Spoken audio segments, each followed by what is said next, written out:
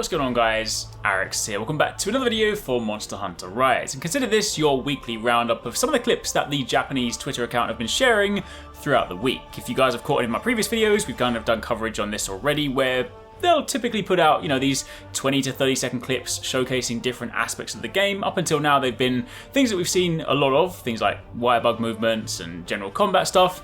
And this week, their focus was predominantly on some of the armor sets we've seen so far. They gave us a kind of closer look at them, panning around them, showing them off for Great Izuchi, for Aknosom, and for Tetranodon. Plus, we got some extended gameplay against Tetranodon and Aknosom. So in this video, I want to kind of quickly go over what we have seen so far for those of you guys that maybe haven't been following the Japanese accounts and maybe have missed this. Of course, if you do enjoy it, then a like would be super appreciated. And as always, if you guys are excited for Rise or anything Monster Hunter, then make sure you stick around because as always, we'll be bringing you all the latest coverage. But let's start off with the armor sets because these are, of course, incredibly cool. And in a game like Monster Hunter, this is one of the things we'll be pursuing.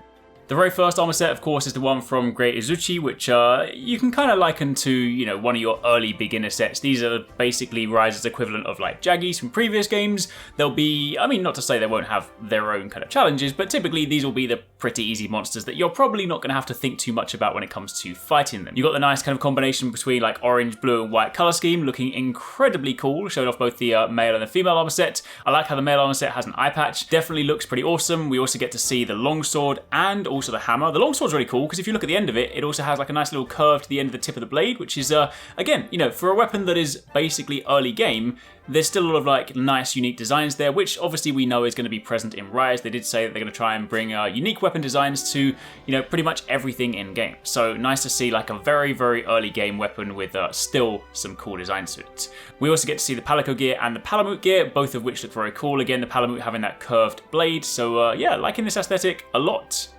However, turn your attention to quite possibly my favourite armor set I have seen so far. Obviously, there'll be lots of cool ones later on. I can't wait to see like armors for Magnum Merlo and stuff, but I love Tetranodon armor. It looks super bulky. It kind of reminds me of like the old Hermitor armor with those sort of like American football shoulder pads, but this one, kind of like Teenage Mutant Ninja Turtles, you've got these big boulder shoulders or like Samus or anyone like that, and you've also kind of got the cool helmet which definitely has that Kappa inspiration. You kind of got the fur on the back of it, like you've got the sort of shell parts of it, and then you've got the fur hanging down, which looks incredibly cool. And obviously we then have the heavy bowgun being wielded, which looks like just a giant cannon. And we also get to see the greatsword on the female armor set. The helmet on the female one isn't as cool. I like what they've done with it. They've made it a cap and it's basically like a beak of like a kappa, which is quite clever. But I think, I'm sure a lot of you guys out there that play female characters also kind of want some full face helmets. So, hopefully they kind of have a blend of that. But either way, that's the armor set for that one. And we also again get to see the Palamute and the Palico. The funny thing about the Palico is it's basically holding like a water pistol, like a super soaker. It's holding it backwards, but that just looks hilarious.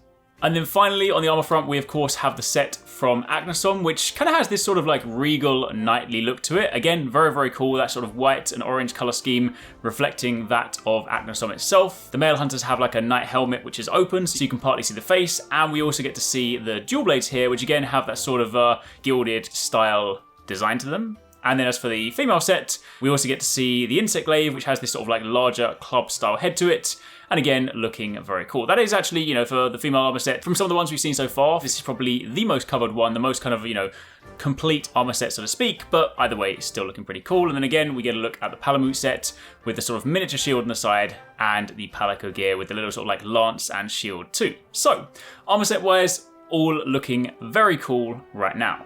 Outside of that, there are a couple more clips. Of course, there's one of them where they showed a fight against Tetranodon. This isn't a fight with the intention of killing it. They often do this early on when they're trying to sort of show off the monsters. It is more them getting slapped around by the monster, but it does a good job of sort of like showing off some of the moves.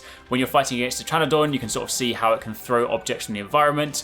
And it of course has that nice like pin attack. So if you get caught by it and it just like rolls over you with its belly, it can also pick you up, eat you, and throw you. What I do really like about this one is the kind of sumo wrestler style of it. He's obviously got the big belly, which we know that, he can get bigger as he eats rocks and things in the environment, but he does have some moves where he does that sort of sumo wrestler prep move where he raises up one of his legs and stamps down. So yeah, the animations for this, again, still very much encompassing the theme.